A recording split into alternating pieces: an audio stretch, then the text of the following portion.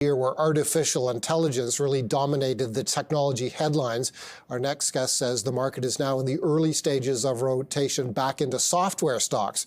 For more on this, joining me from Portland, Oregon is Gil Luria. He's senior software analyst at D.A. Davidson. Gil, thanks a lot for joining us. That's an interesting thesis you've got. We got all kinds of calls on this channel about the AI chip stocks, and the question typically, as you can imagine, is there still value here? Is there still time to buy shares of NVIDIA or AMD? Talk to us about your view that we may be in the early stages of rotation away from those stocks and back into software stocks.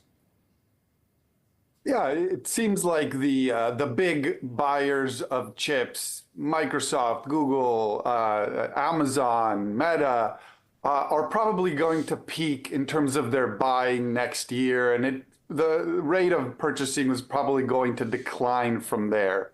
So all the excitement around chips that we had over the last couple of years, that may be wrapping up. And as that happens, we expect a lot more attention, both from the enterprise buyer as well as investors, to go back to businesses that are much better businesses. Software businesses are recurring revenue, inherently higher margin businesses that scale rapidly and often have very good moats. So we expect the investors to come back to those stocks. It's already started to happen to a large extent as expectations start going up into next year, and we expect it to continue next year and beyond.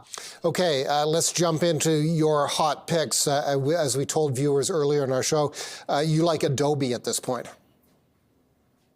Yeah, so Adobe has been doing well. It has a very good diversified set of businesses that help in the marketing for organization for their buyers and in the creative process.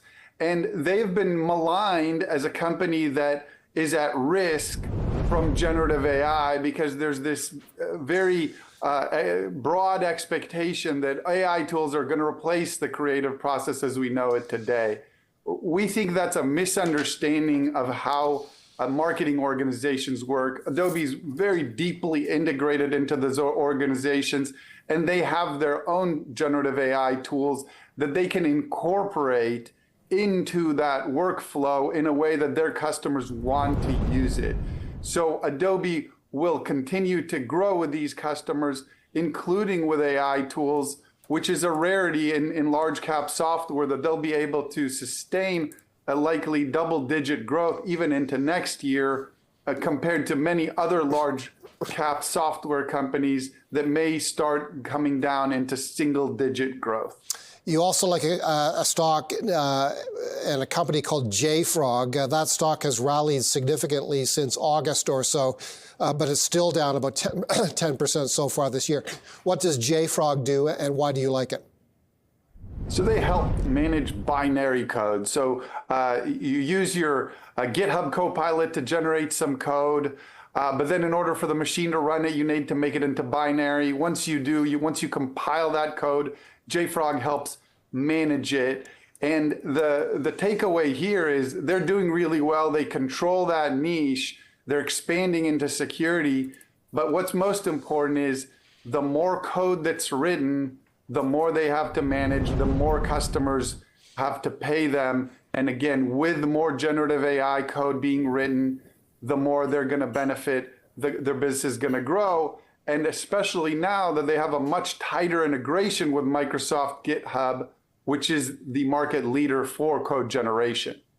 Let's finish with a company called Nice. That stock has also come down this year, down about 7.5% this year, but has rallied since August or so, just like JFrog. Perhaps this is part of this rotation that you're talking about.